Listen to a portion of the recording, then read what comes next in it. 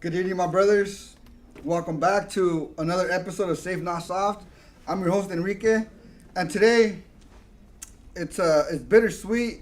It's a little bit different episode tonight because in this season that I'm in, this is gonna be the last episode of this podcast for this season, and we're gonna be talking about changing seasons. And with me today, I have my brother Deshaun, who I love to talk with, I love to fellowship with, and just interact, flow so smoothly. We're kind of like the same person. If we had a kind of, kind of. And his voice is he talks like this. But other than that, like we're the exact same person.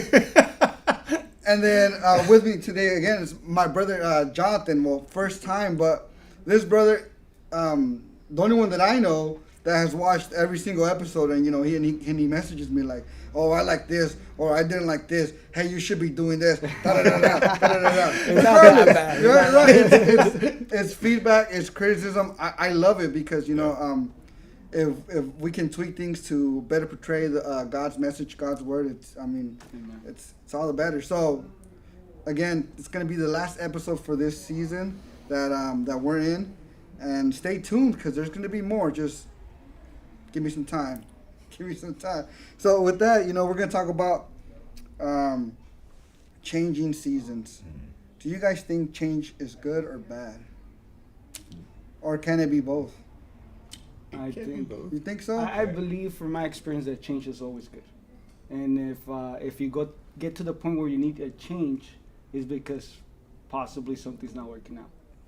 So from my experience, at the moment, it might not seem like that, but then you realize, that it was actually necessary.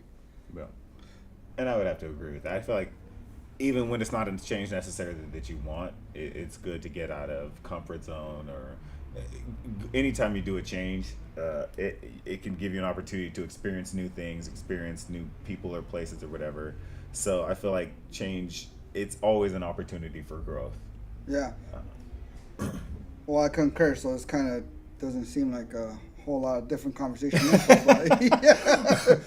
Well, I guess it kind of depends also, what kind of change is it. I guess we can change from good to bad. Well, if we're being for the sake of argument, right? We'll talk about change as in your relationship with Christ, and I think it's always going to be good. Just as you said, may not seem like at the time. At the time, it may seem. Why? Especially when we want something, we're going through something. This is the worst thing ever. And then you come out of that storm on the other end, and you're like nothing ever happened. Hola, hermana. Keep it real.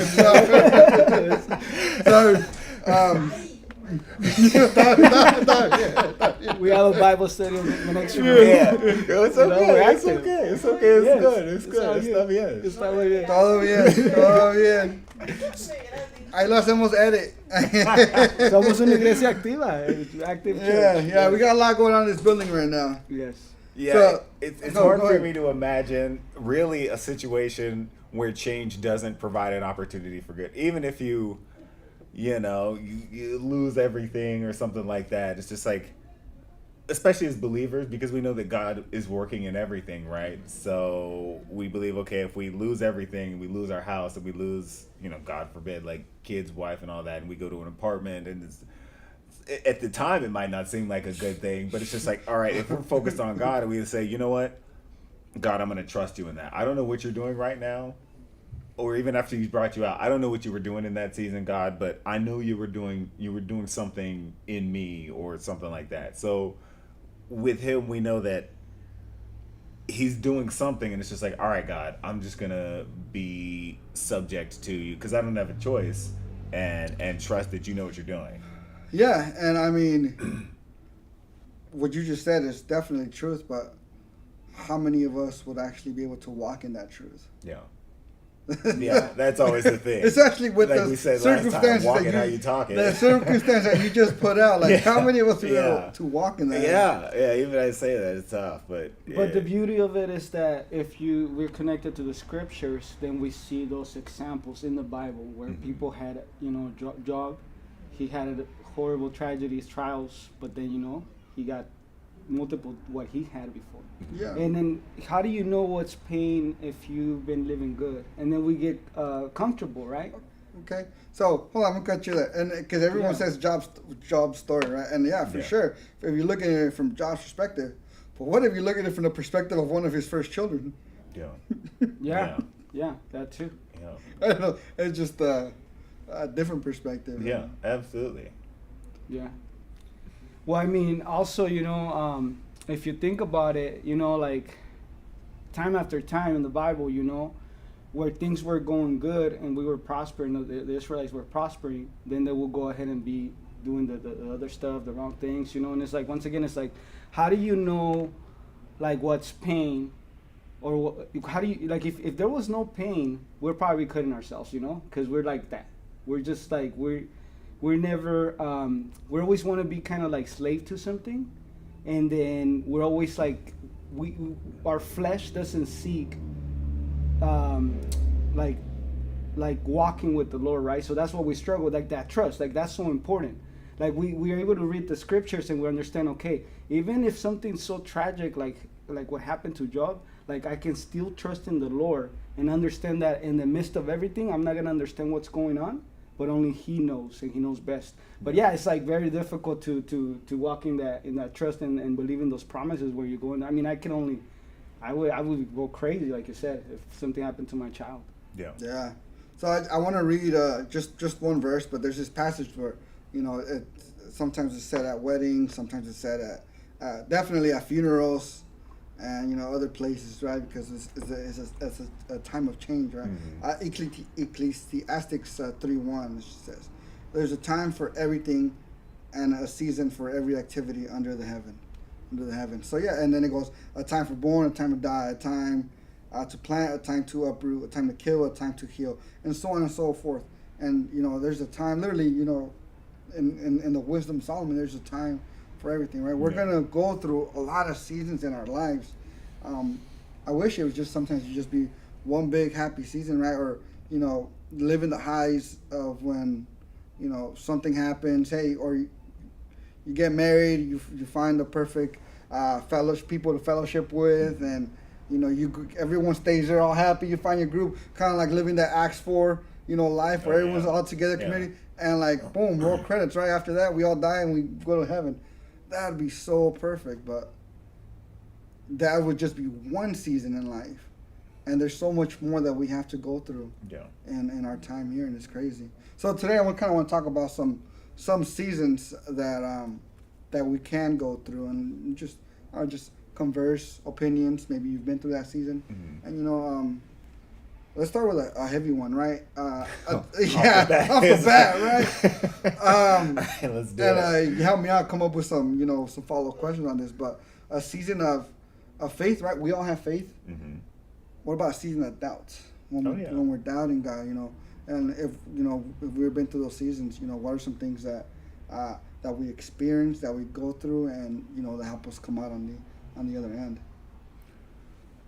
Well, I'm somebody that was raised in the church, so I had like the foundation of things. But I remember there was a time in my early 20s I wasn't going to church necessarily as much because I used to go with my grandmother and things like that. Yeah. So early 20s I think was a time when I kind of I'd go to church. I remember there being times where I'd get up on a Sunday morning and ask, am I going to go to church today? And then it's like, all right, I've experienced church in this one way my whole life, and it's just like, well, I'm starting to process, well, why do I believe this? How do we know that this other, group isn't right? This other group, but I see how God has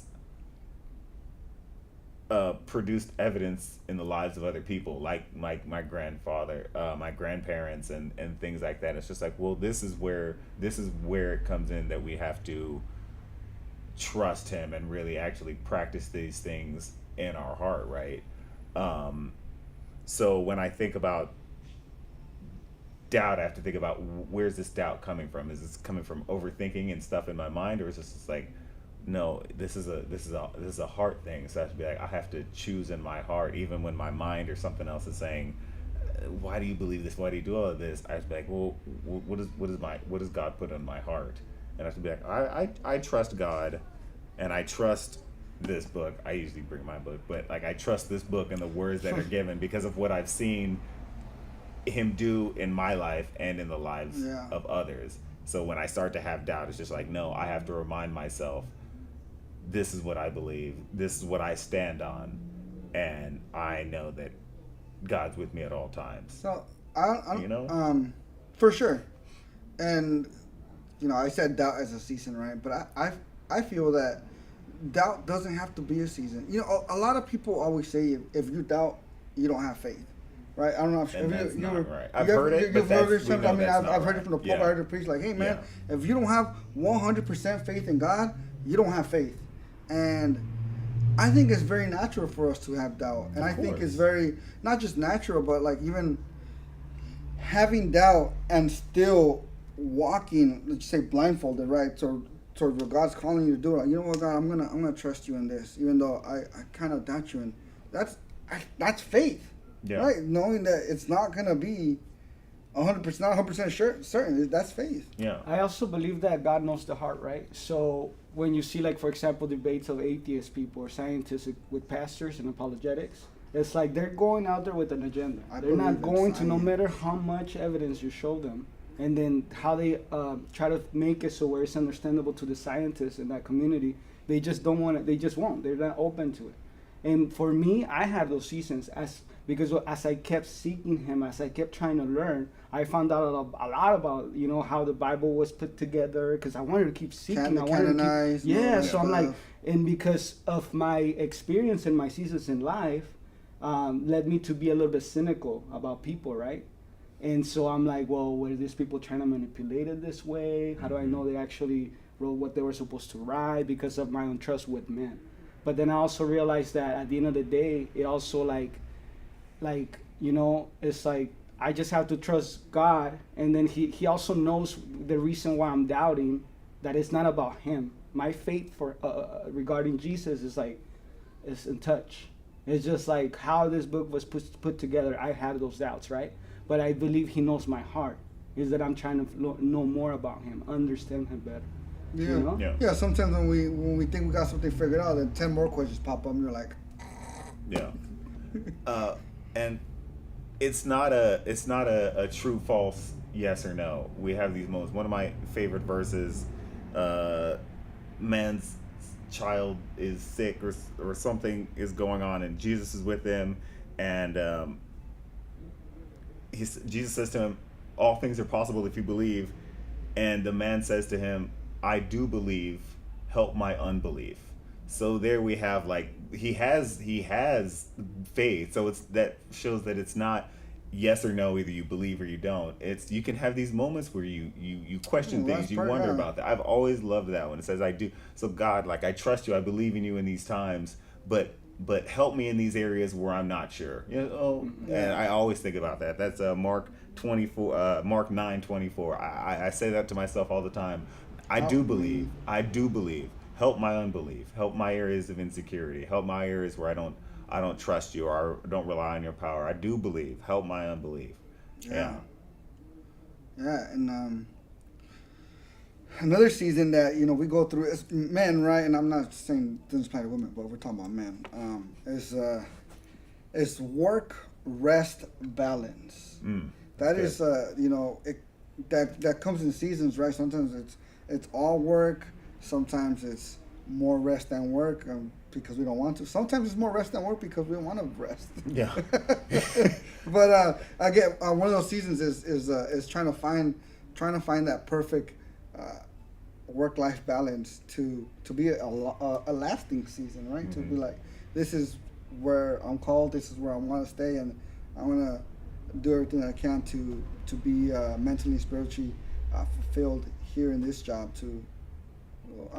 To go forth and produce income for the family, Yeah. things like that.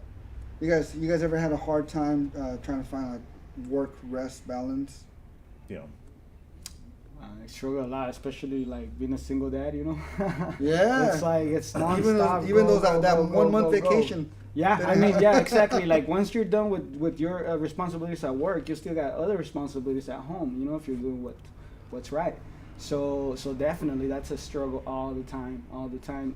And also, you know, like for example, something like kind of tragic with like COVID, you know, it made us like stay at home a lot, and a lot. Unfortunately, it led to a lot of divorces, mental health problems, and things like that. But if we could have done better and make it like something that it doesn't happen very often, and just like kind of have spend more time with your family, more. You know, I'm sure a lot of Christians went that route, but unfortunately, you know, a lot of people just kind of like wasted that time. You know, because that how often does that happen? I feel like I wasted a lot of time in the first few months of COVID. Yeah. No. Yeah. Oh yeah. You don't know what to do with It was a yourself. season of So, waste. so that Yeah. kind of shows you that in the midst of something like that, there could still be something good, you know? Like again, once again, it could be an opportunity, those changes. No. You know, but it's about, I believe, like the whole thing of the seasons, we have to go, we're promised that we're going to go through trials, you know? But as we go to the trials, that's when we, like for me, I believe that every time I've gone through something really rough in life, you become more like Jesus. Because you understand that, right? You understand now, okay, he was betrayed just like I was, or you know, or he was like bad mouth, he was persecuted, like all those things, you know. So you understand better when you go through those seasons. But it's about, are you gonna be bitter, or are you gonna be better for this, right? Yeah. And I feel like our that's when we should take that opportunity to try to become better out of those situations. And I like to think like every time that something bad happens to me, I come out better than I was before. You Amen. know, Yeah, I mean, you obviously should. Yeah. because of the Lord, you know, Yeah. but I feel like it's important for us to take those opportunities. No. You know, I talking about work life balance is mine has been very hectic lately, and I have not I feel like liked you've it said that a lot. every so often. Like Really? you said lately. Lately? But every time we talk, I don't know how they it's do like- it. I mean, It adds to the gray hairs, man. I've seen. Well, my yeah. So share. I just want to share a little bit. I do not like going to work. I don't want to say that, right? Maybe someone from work listening right now, but no, I've become bitter at work. I've become angry. A lot of these policies, a lot of changes, and I'm like, why? What's the point? Just, anyways, every little thing I find an excuse to get upset about, and I really have to. The Lord has to work in me to be like calm down, because it's been difficult. Yeah. It's been taking a toll on me, and I'm about to go work nights starting tomorrow, I believe. Wednesday night, I'm gonna start working nights. Have you ever done that before? Not overnight. I have like up to a certain, not getting off at 5 a.m. type night. Yeah. It was wild. Yeah, and with, I mean, but with wife and kids. So as I'm getting home, my You're wife's got to getting get up. the kids up to go to school, and it's gonna be a crazy Yeah. time. But it's gonna be a temporary season, because it's only for a few months, and one of the reasons why we're gonna be the last episode as well, because I'm gonna go training for a few months. I'm gonna go to Georgia, and I gotta stop in November. So this season of work life craziness is temporary. It's coming to an end. I just gotta try to find the balance until then. Yeah. That's very tough. I don't know how they do it. They're so involved in the church, and they have way more kids than I do, and it's just like I go crazy with one, you know. So I mean, Yeah. you guys are so active. It has been for me, because I stopped doing like shift work, and it's like the last two jobs that I've had have been sales. So and you got to hit so many things during the day. So I found sometimes, especially if I got to go to church that night, it's get off, go home, do what I got to do, then head to the church or something like that. So longer days, and that does push back things. And it's like, well, how much time am I spending being intentional about spending with God? You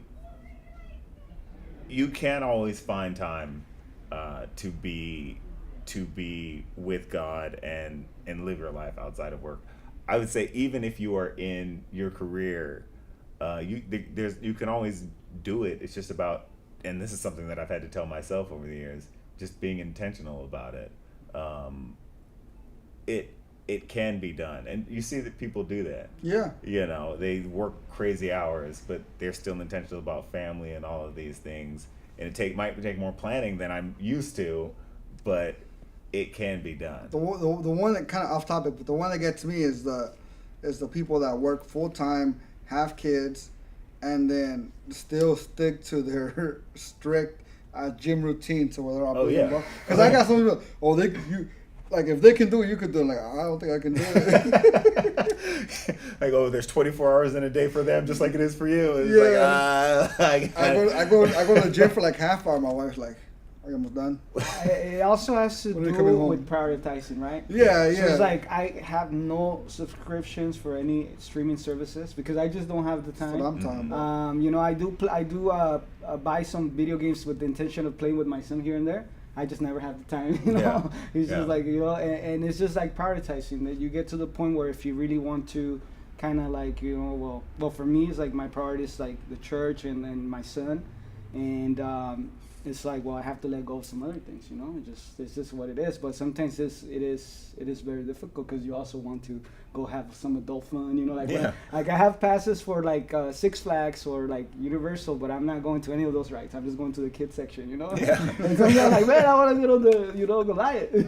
I want to conquer Goliath. You know? And it's just like Superman, all that stuff. You know? But I also believe that it's important. It's biblical, right? We have to take that rest. Yeah. You know, it's very important. Because it will get you bitter, right? We had Martha, right? And then it's like, well, we'll talk about that later. We'll talk about we could go on about rest. Bring that up. Yeah. I want to go a little dark for a sec.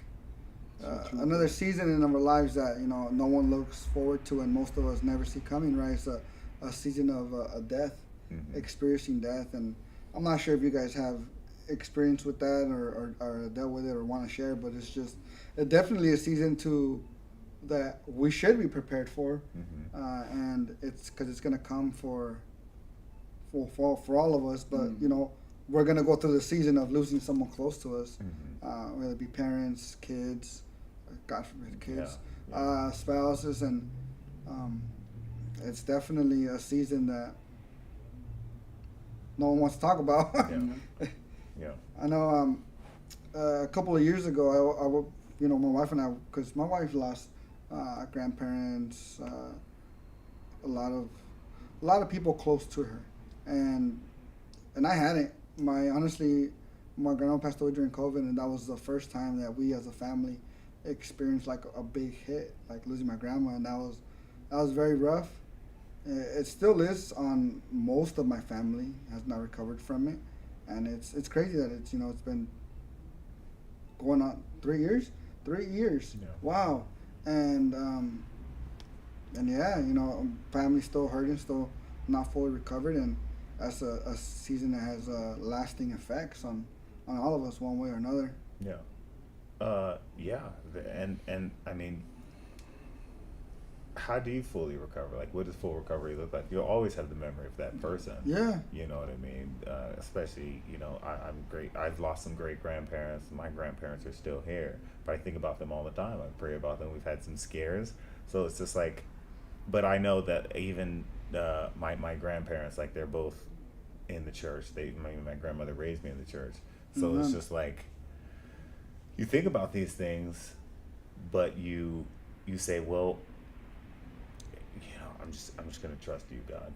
I'm thankful for every day that she's here, but I know that when it's their time, I know there's not a doubt in my mind that, you know, they'll be up there with you. Yeah. And will it be tough for family? Of course, it'll be devastating. I don't even want to think about it, but you know, you just say, you know, that's got to be another time where it's just like, all right, let me remind myself whose I am, who's with me, who our comforter is. Yeah.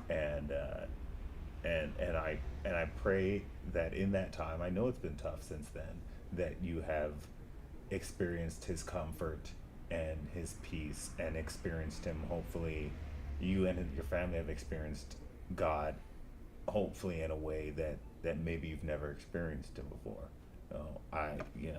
Because he does something even in those times, right? Oh yeah, for sure. Tell me that we haven't gave for granted everything that we think we're gonna have every day. our parents, right? Oh yeah, Like our for sure. grandparents, friends. Yeah. So once again, you know, I think it's like important to and bring it to that sense where it's like, well, in my life, I experienced where my mom lost a baby when he was 7 months, and I was only like 5, I think. Oh, so you remember that? Yeah, I remember it was a traumatic experience, you know, seeing my mom suffer. So I'm sure that changed her ways of how to, you know, be with her kids and how to appreciate them more. And definitely something horrible, right? But we mostly all of us learn by going through something tragic. Either we appreciate it or we learn not to do that, right? So also my father figure, you know, my grandparent passed of dementia, and that whole season was just a struggle. It was just really difficult to see that, right? So once again, during that season, I was going through some other situation which that let me spend as much time as I wanted with my grandpa, you know. And now my grandma's kind of going, obviously, you know, in that kind of route. She's doing well overall, but I understand that she's not going to be here with us forever. Yeah. So now I make sure that at least once a week I invite her for dinner, for lunch or something, you know, because I don't want to make that same mistake I made before. for sure, because I want to. My grandpa recently passed away last year, and my dad's dad, and I saw it come in, and I made an attempt to. He would live down in Coachella in Indio, make an attempt to take me and the family, to take the kids, to go see him for the day, you know, on a Saturday, and then come back, and then, you know, a few months later go see him as much as I could. And I wish I could have done it a lot more or started sooner. Yeah. But I mean, I'm glad we did. And yeah, you had those moments. Yeah. Yeah.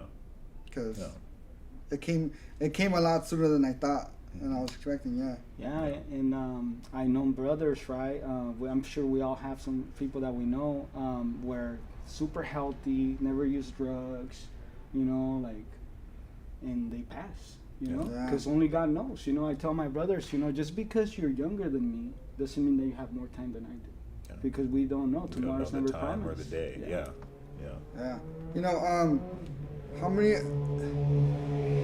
I loved when Pastor Steve, what would he say? He would say, how many of us think we're going to be here in 5 years or something like that, right? Yeah. And everybody raise their hand. Yeah, you think so? And then look around, like, no. And he would give out statistics and things like that, like, some we're going to die.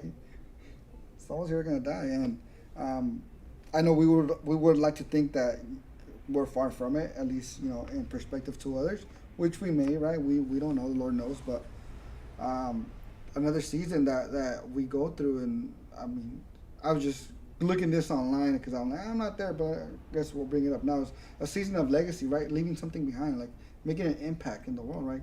Either leaving like your name, your sons, or hey, how has my work that I'm going to do for Christ, how is that going to carry on? So, such and such. So, do you guys ever think about those things? Absolutely. Yeah. In regards to what? I'm curious. Well, for me, it's now that I'm a father, you know, I used to do music. I used to do secular music in the world. Was addicted to alcohol and drugs, and but in that whole, but the Lord was always there. I would pray. I was just like lukewarm and, you know, trying to figure out what I wanted to do. But as a father and seeing my son being born, and then also once again other things that happened in my life, like I was gonna go blind 3 months before my son was born. You know, and I used to watch porn, and I used to like I started thinking this is because I watch porn, you know, but it made me realize that it's like, yeah, I'm wasting my, that's a blessing, you know, like once again, we give so many things for granted. Wasting my blessing looking you at know, crap. like breathing, like when I see my grandma having to go through dialysis, right? So like every bread, our intestines are, I mean, even if they chop off your little finger, it's still gonna hurt, you know, it's still gonna feel like, man, I'm missing that little finger that we always give up for granted. So once those things happen to you, those seasons in life, once again, I believe they make you better. And after that, it's just like, no, you know, gotta use all my blessings for good. And then, you know, I changed my ways, the way I spoke, the music I listened to, because I wanted to be that father that I never had. And because I understood that I can say whatever I want to say. It's about the example that you put for your kids, you know. Yeah. And so for me now, the biggest legacy, and I tell my son, look, wherever we go, you represent me. You represent what I teach you, what the values that I'm teaching you at home, you know. So now, for me, the biggest thing, I don't want to leave him any material stuff. I just want him to be a solid Christian and someone that really believes in the Lord, because everything else is gonna happen. Meaningless. Yeah. So that's very important to me, even to the point where I want to change my last name to Bless. Well, no, you did. Well, Huh? so I can't change his last name yet because of other reasons. Okay. So it's very interesting that thing, but also because of reading the scriptures, I understand that even that it's a legacy, and I was carrying a last name that I believe that there was nothing there for me, like.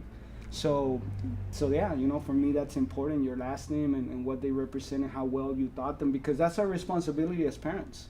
He's our father, the father of all, and we should do the same with our kids. At least our kids, evangelize them, and make sure they're going the right way. Yeah. I don't have kids, not like my kids, but I've had a lot of kids over the years, as far as helping out with youth and the ministry and all of that, but just as far as like I have little brothers and sisters, what I mean, I'm the oldest of all of them, and as far as like a personal legacy, I've hoped that really I'd like my grandmother, because she's the one that brought me up in church, so I was like, if I were to go before her, I'd like her to be like, well, he embraced and was the good young Christian man. But I think about the impact that I have on, or that I can have on my high school kids, my junior high kids, and my little elementary school kids. You think about it, it's like you are trying to speak over them as they're yelling while you're giving a teaching. It's like, God, does this even mean it? Like, is this gonna resonate to them? And it's just like, it may. They may not know right there. They may not remember exactly this message next week or something like that. But the seeds. But if God is using me to plant seeds in these young people, it's like, all right, it's not about what I'm saying, or it's about just me being here. I'm saying, God, make me available for your purposes, and I know that I can't mess that up. You know what I mean? I think about that a lot as I interact with my kids, and I praying that God just use me for this next generation. I'm a little embarrassed because obviously what we're talking about, I've thought about it to a certain extent, right? But I've been more focused on like go here now, which not necessarily bad, but I'm not really focused and prepared on or just thinking about the impact that words said or messages preached are gonna have on a lasting effect on someone. Let's say 30 years from now, or how I'm gonna live, or how my kids are gonna live after I'm gone with what I taught them. And I was just thinking about teaching them, but not like really thinking about the after. Gonna have a lot more reflecting to do tonight. I think about the things that I say, like from when I'm teaching or hosting, but I also try to be intentional about thinking about just how I demonstrate character to them. I'm always thinking to my young men, the boys, I hope I'm being a good example of how to be a good godly man. And also to the young ladies, like, oh, this is hope, whether they have one in their life, hopefully I'm being a good example of what a good godly man looks like. Mm-hmm. And I hope that God can use me in that capacity. It's like, well, teacher Deshaun or something like that, he's a good godly man. That's really what I want, like, for them to hear what I say, but them to see, all right, I remember teacher Deshaun. He was a good guy. That's big time. Once again, being walking the talk, right? Yeah. Because it's like, what is it good with your father or someone? Someone tells you, right? Someone tells you, hey, don't be drinking, and they holding a beer. That's not good. Or what? Let me talk to you, son. Like, you shouldn't drink like I do. Like, well, no. Yeah. And then the thing that you touch about the ladies also is like we're lacking father figures. Yeah. And now it's funny how they say, oh, he's a good man, and you're asking, why is he good, right? Like, kind of like in the parable with Jesus, you call yourself good, and but it's like, well, why is he good? Because he has a job and he works. I'm like, well, that's the minimal requirement. There's a lot of what I mean? Yeah. To live. And there's a lot to of survive. There's a lot, unfortunately, sadly, especially in California, a lot of fatherless homes. Mm-hmm. And then even those that have a father, they're just providers. They're not sitting with their kids. They're not talking to them. I talk to my son like if he is capable, because he is. I don't talk to him like, obviously there's some things, where I kind of explain, like, for example, we're in Proverbs and there's a part with the prostitute, right? So I try to explain to him what that is, in a sense where he can understand it, but it's work, and I seen how he can kind of like see. And I mean, like I said, I make so many sacrifices, but it's so important, like you said, with the ladies also, because they don't know what a father or what a real man should look like. Yeah. And we're lacking that. Yeah. We're lacking so much of that. There's a lot of providers out there, but are you a real father figure? And I'm very passionate about that whole fatherhood thing, Yeah. So, Yeah. and it's very important. I mean, a lot of us are lacking our big father, the only father, and then that reflects in how we live right here in the world. There's a lot of fathers. I mean, there you said it. I mean, we disconnect from God. We disconnect from everything else. Everything goes chaos and sideways, and boom. We live today. Yeah. We live like today. Yeah. Today's day and age.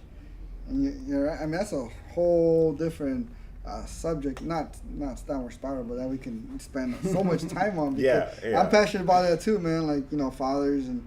Yeah, that's another podcast right there. Stay tuned. Same time's up.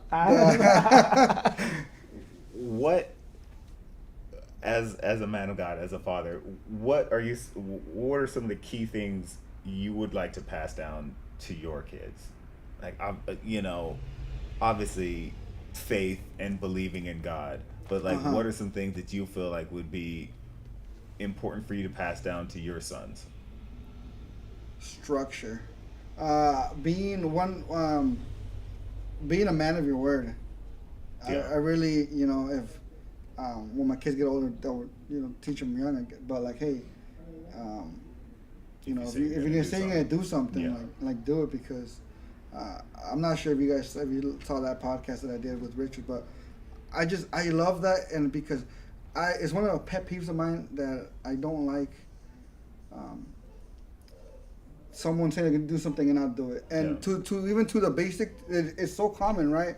If we agreed we're gonna be here at 7 p.m. We agreed, what's today, Monday? We agreed Thursday we're gonna be here at 7 p.m. Is there a need to call me? Is there a need to text me? Hey, are you still gonna be there? Is there a need to? But culturally there is, because so many people, and I've experienced, so many people, they don't keep their word. Yeah. Say, I'm gonna do it, and then you text them, oh, something came up, I forgot to tell you. Excuses left and right. I mean, something legit, life happens. But we, as men, like, if we don't keep our word, then, our credibility goes down as, like, he's not trustworthy. Yeah. He's not a respectable man. Mm-hmm. If he can't respect my time, why should I respect him? And so I'm not like trying to go off the deep end, but essentially, No, I've heard that. if you do that long enough, you create that pattern of not being a man of your word. I mean, your word is not going to mean anything, and people won't respect you. And that makes sense. That's a natural thing. I think I've heard before, some of the greatest reasons for somebody losing trust in somebody is lying, and then, but I'd say pretty closely is breaking promises, because essentially you've lied, you haven't kept your word. Yeah. And it's like, well, I don't know if I can rely on both of those situations. You do it enough, or even probably just once. It's like, well, I'm not sure that I can rely on this person anymore. So then you start to lose trust, and then even without trust, you have no relationship. So yeah, this is Yeah. yeah. Money would be another big one. Oh yeah, of course. I mean, Jesus spoke about money a lot. Yeah. Money's big. And not Money's to make money, right? But to see how things work, credit cards, Yeah. All the cars, stuff they don't teach you at school. payments. Taxes, Exactly, taxes. Everything that's Man, so important. I had one semester of it was a quarter of economics, and then a quarter of government, and it's like you do your little budget project, and then that's it. It's like, all right, you're graduating high school now, go figure it out. Which, but it's just like, Yeah. yeah, very interesting stuff. I wish they would teach more on that, because I mean, I wouldn't be where I am. Well, they're just gonna teach you to do worldly things, right? Like, it's so funny because like my son, I guess he's not to the point where they're teaching him evolution. So I explained to him, right? Because now you gotta have the talk as a father, right? It's like, look, check it out. They might tell you that little girls can be boys and little, and there might be books out here and this. When that happens, understand that that's just a preference. So I have a conversation with him already at 8. And also, they're gonna tell you that we were monkeys and that like two things collided, and and then I explain them the evolution, and I play a YouTube video, and they're like, "What?" It's like, that's so stupid. Are you serious? Are you joking, right? Like, you're just teasing me, right? I'm like, no, that's what eventually they're gonna teach you, but just know that that's not the truth. Yeah. And so for me, one of the biggest things would be like just like the reading of the Bible, reading the truth. Because it's like there's so many Christians and people that are Latin American Catholic Church where we just go on Sundays, check mark, and that's it. But for me, my whole world view changed when I actually sat down and started reading the Bible. And I started, everybody's like, well, there's no book to how to be a father or how to live life, absolutely. Until I started reading it tells you how to be a father, what's going to go through life, and you see time after time how history repeats itself or it rhymes.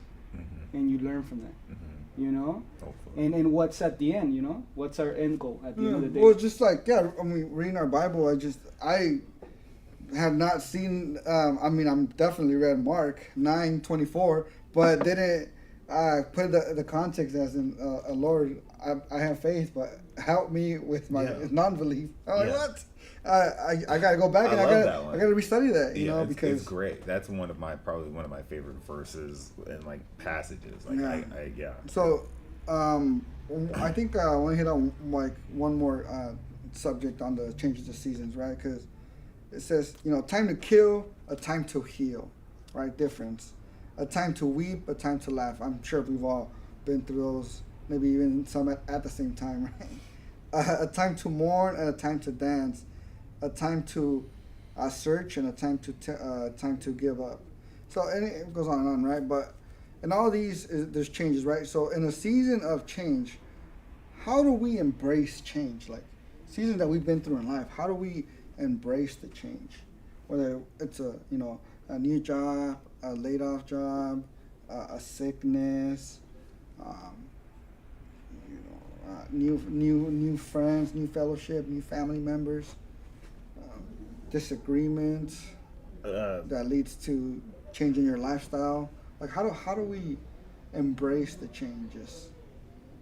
We look. I know it's a very broad question. Yeah. You guys looking at me. I say we look at where we're standing. We have so many verses about how he's our firm foundation, he's our rock. But that's a song that I go to and I think about, he is our firm foundation. So when everything else around us is wild, when it's a storm, when it's chaos, when we have what was the storm that hit California a few weeks ago? We had a hurricane. A hurricane.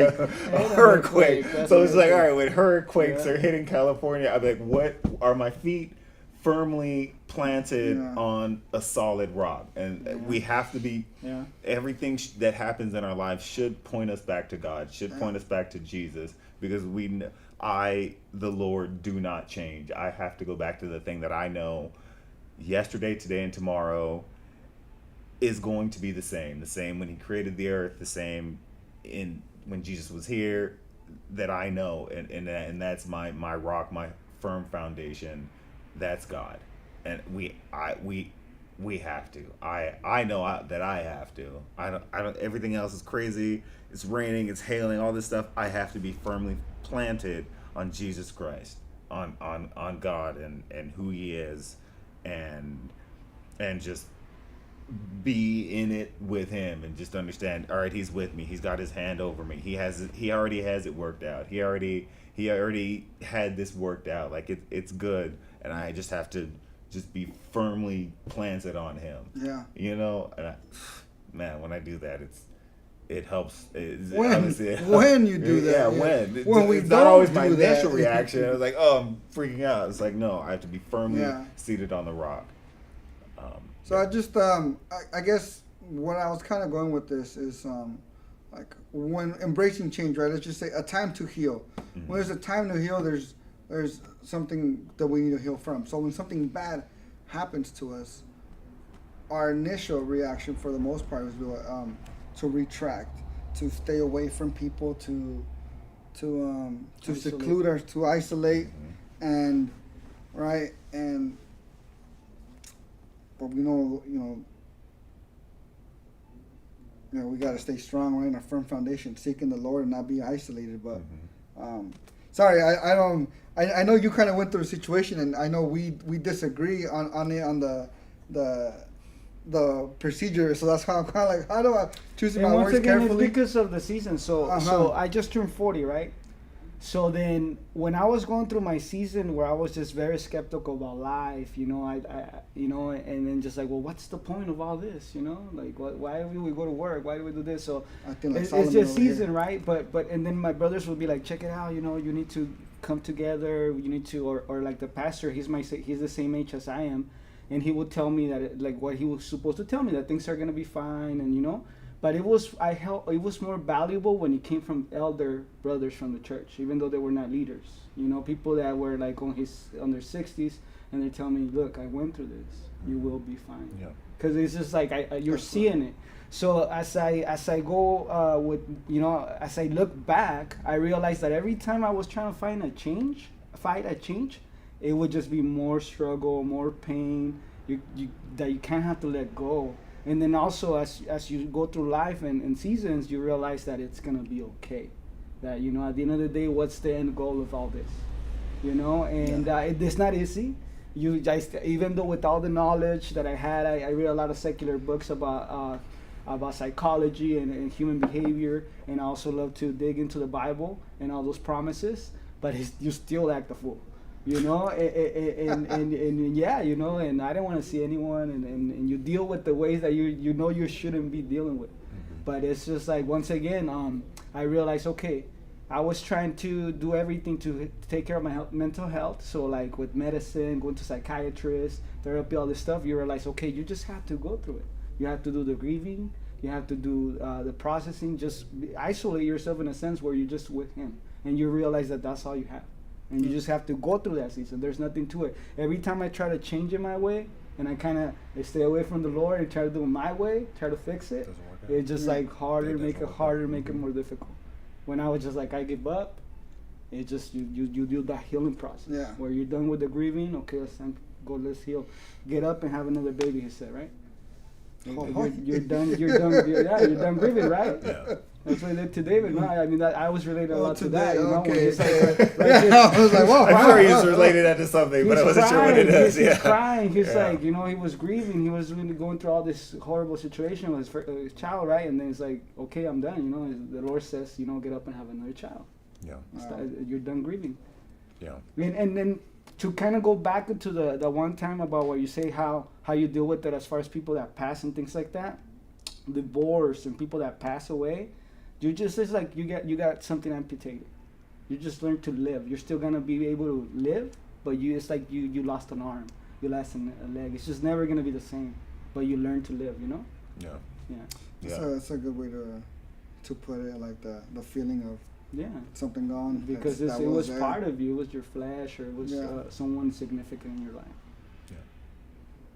So, I want to ask something. Let's just say right now, we're September 2023. September 2022, or around, closer to last year. What kind of season were you in then, and what kind of season are you in now, and like, what are the changes? That's interesting. That, let me see, because I lost that job last year, so I was just licensed in a new job. I was still trying to figure out. I'm really still trying to figure it out now, but I was just trying to figure out a lot of stuff.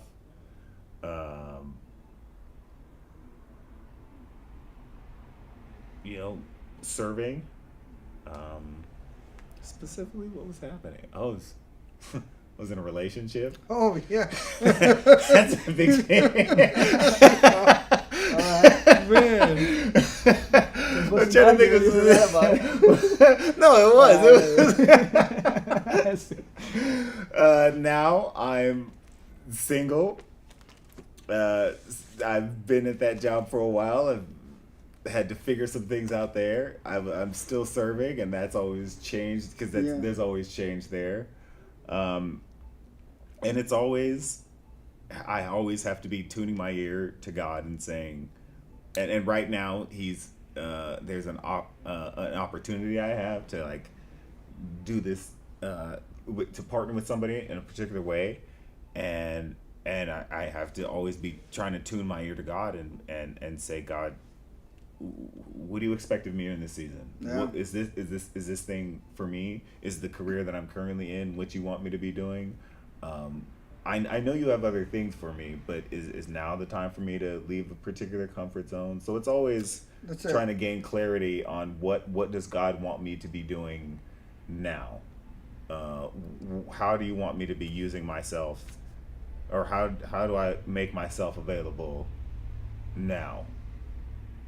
He's always calling people out of his comfort zone. Is now the time, God? You've presented me with what I believe is opportunities. Give me the courage. Give me the ability to tune my ear to what you're saying, and give me the courage to step out, trust you, and go all in for this. So do you think there's obviously our goal is to, as Christian men, is to, make disciples, save the lost, and repent, for the kingdom of heaven is near. Do you feel that towards that there's been growth in this past year for you? Yes, I feel like he's shown me some things. He's shown me some mistakes that I've made, which I knew they were mistakes at the time. He's shown me. I'm like, can you elaborate? Never mind. No, those are the best growing lessons. Yeah, they are, and I know that I can always be growing in my faith and my relationship with Him. We have to consistently be. God is seeking after us, but we have to do our part. We have to be intentional about, God, I acknowledge your presence in my life. I acknowledge what you have for me. I know you're doing your part. Give me the courage to step out in faith and to trust you, and to step out of my boat, you know what I mean? To trust you and to be like, all right, God, if God said it, if God is moving me into it, nothing can stop this from happening, So it's just trusting Him, stepping out on the boat, and then trusting Him even after I have stepped out. Because Peter didn't struggle to get out of the boat; he went out there, right? But then he started to sink. That still trips me out. Like, the first step would be the hardest. I mean, after that, I'm walking on water. But it was after he got out of the boat that he started to sink. I'm like, man, the first step is what would scare me. After that, my faith would grow. But anyway, that's I know I trip out about that. Yeah, that's true. Yeah, that's true. Last year, we had just set up here at the church. We were getting ready to launch everything here. I was trying to get a new job, and it was just very hard. Not hard. I mean, no, it was hard. Challenging. A ministry life balance. My wife and I both all in here at the church, and full time with the little ones, with a 1-year-old at the time and a 3-year-old and a 8-year-old. It's very difficult. Yeah. And now fast forward to this time frame, and the season is definitely different. My wife and I have stepped down a lot from our roles in ministry, from the day-to-day operation. So our life, our home life, is better. We are working on a few things on ourselves, and I finally got a new job. It took me a long time. Amen. But you did it. Yeah. There's a whole different story behind that with prophecy and stuff that I think is crazy how it actually came true, and trusting and not trusting the Lord at the same time. Yeah. And that was, but there's definitely been growth in as a father, and as a disciple, I don't want to say I'm stagnant. I'm saying there's growth, but I guess now more particular in who I disciple, and I don't mean that like in a bad way, right? But more as in like Intentional. and Yeah. a small Yeah. small focused. Yeah, More personal. yeah, more personal. Yeah. So just typing up some notes. So given that you're in a season of transition, you know, you've got some things coming up. Obviously, you know, hopefully you've prayed about these things. Just what are you most excited about in this next season, and what are you most, I guess the best word is nervous or like Yeah. concerned about in this next season? They could be the same in thing. this next season, it's gonna be a very short season or a few months season. Is that I'm gonna be away. I gotta go do some training, and I'm excited about that being away, and not excited. No, I get it. I get it. Good New- going somewhere new- new place, The yeah. biggest concern would be my wife Yeah. being home with the kids by herself, pretty much single mom, and me not being around. Yeah. But Especially that you're very involved, so I'm pretty sure Yeah. it's hard for you to let that go, you know? and this is going to be for how long? About 3 months. Okay. So we're in September, so you'll be back by not by Thanksgiving, but by No, Christmas. it'll be because it won't happen till November. So from November till Oh, maybe so you January. will miss. Yeah. Thanksgiving, Again, Christmas, holiday. there's a lot Yeah, of yeah. variables that I don't know yet how they're gonna play out, and I'm Mhm. not trying to stress on it. Mhm. Not gonna worry about it right now till I have more definite information. All right. Once again, I mean, I was married, right? So there's no way that you sometimes don't feel do not feel appreciative, and then herself also, right? So I think even this moments of like being apart, once again, you know, the Lord knows what He's doing. So when you come back, it's like, man, I really a appreciate refresher. that man now. I realize why you know. And the I same, hope so. and the same for you, you know what I mean? You're Listen- gonna be like, man, I miss my wife, you know, Oh, man. what she means to me and our family, you know, Yeah. and her role, and the same for you. So just kind of having that perspective, you know. Same thing for me, you know. Like for me last year, I was finishing like my custody battle. It was a long custody battle. My son was with me all the time, every day. Very, very involved in his life.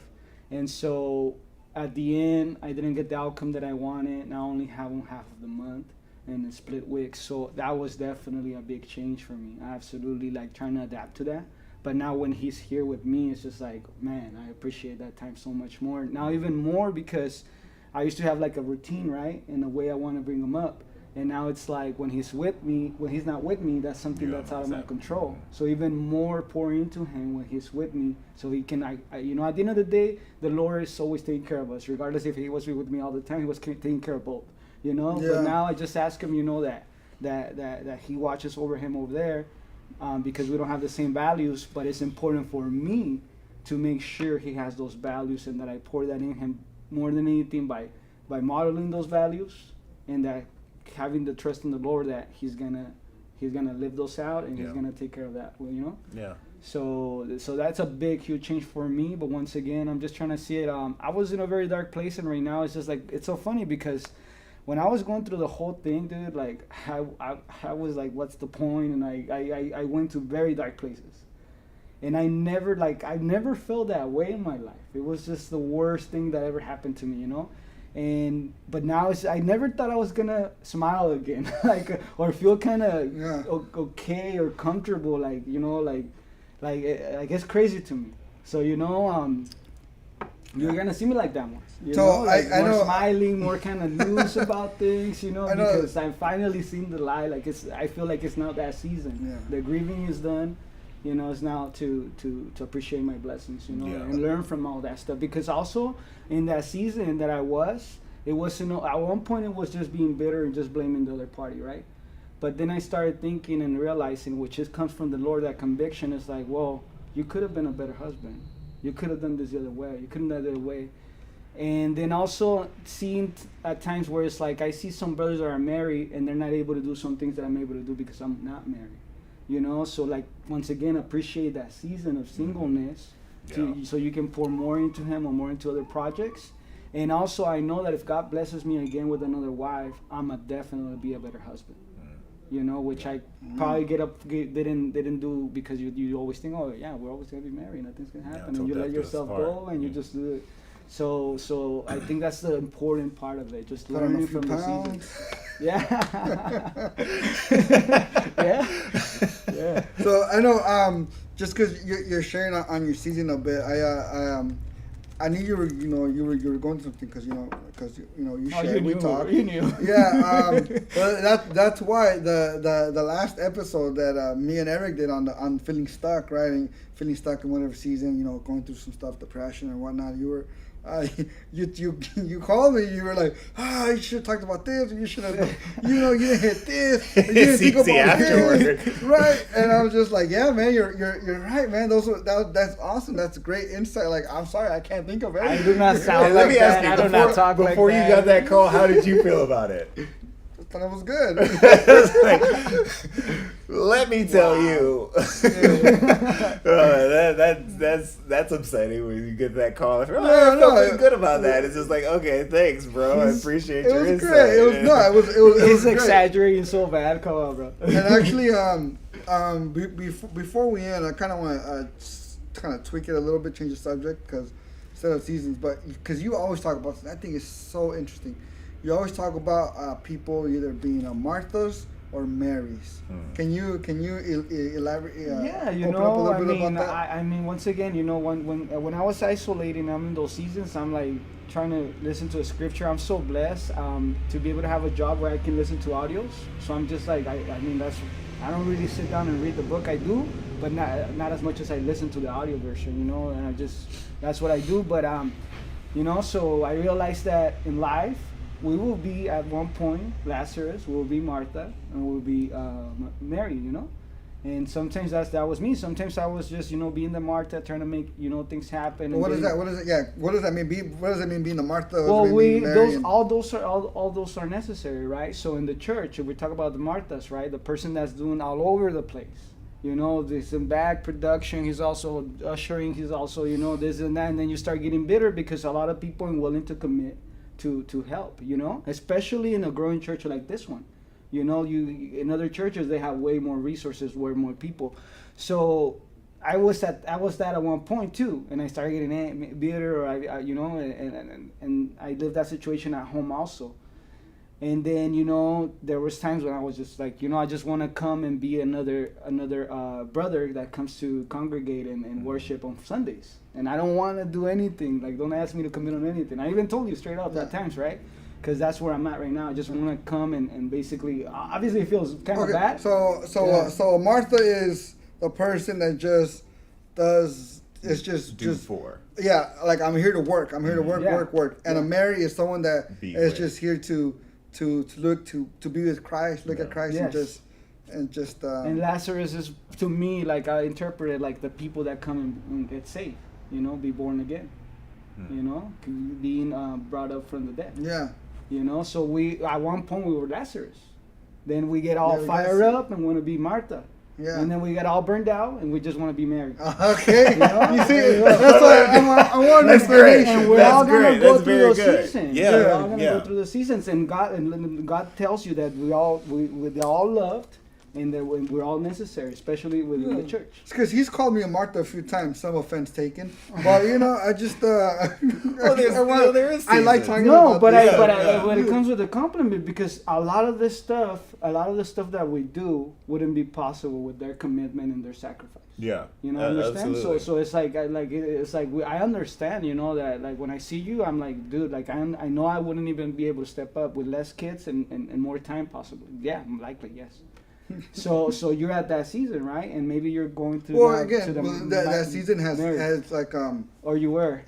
Because that came to an end. I think last month or so because of some work schedules. So that has drastically changed. Like, and I like it. And I feel like when Jesus said, well, you know, she's chosen the right thing, it's just like, okay, if you're burned out, come and join her. Someone, Yeah. do you think you're Exactly. the only one? Someone will step up. I'll Yeah. make someone step up. Yeah. Yeah. You know, at the end of the day, is this all You know, necessary? again, so I gotta read back Mark 9, and I gotta go Yeah. back to So It's a I great was- passage. yes. It's a good passage. And I like And to Martha I like to Mary, tell them, like, because- if it was up to us guys, we're just hanging out with a couple chairs or without chairs, and we're preaching, we're talking about the Bible, and we're doing our thing.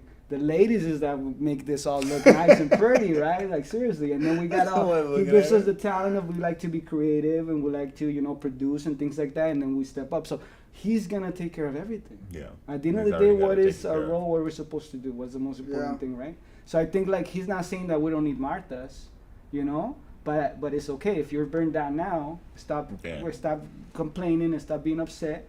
Just come late with me, and I'll take care of it. You know, that's my Yeah. opinion on that. There's a time. Stop being a Martha, bro. Oh no, I'm working on it. Yeah. Well, it's been an awesome time. I love getting together here and just fellowshipping with, like, It's always good. hanging out with my brothers, man. It doesn't even feel like work, ministry, or whatnot. But tell you what, I just want to give a shout out to the backbone of this ministry, which is my wife. Yes. Really, because Thank you. my wife sets all this up, and then she's with the kids right now. Some videos you've heard the kids. Yeah, hi daddy, hi daddy. And it's not possible without her. And actually, she's the one that convinced me, in a sense, to go ahead and kick this ministry off that I had in my heart for years, because she does the technological stuff. Because I'm not. We know. If I'm you not know it. Enrique, you know. I'm not it. And that's okay. Yeah. You're still a great guy. Thank you, We thank still you. love you. Stay tuned for not this next season of my life, but maybe the next season. We're bringing this back. Safe Not Soft. It's not over. It's not dead. There's just gonna be some changes happening, but I definitely look forward to fellowshipping with you on camera, off camera, wherever. Hit me up and hit them up. Yeah. Yeah. And you guys got anything else? We love you. It's just we're in this together. Let's be the body of Christ, right? Yeah, I'll put my phone number in the comment section thing. So then, if you want to hit me up, you can. And come You can check do that, us out right? in person. Come join us and congregate with us. We're here for you. We love Yeah. you.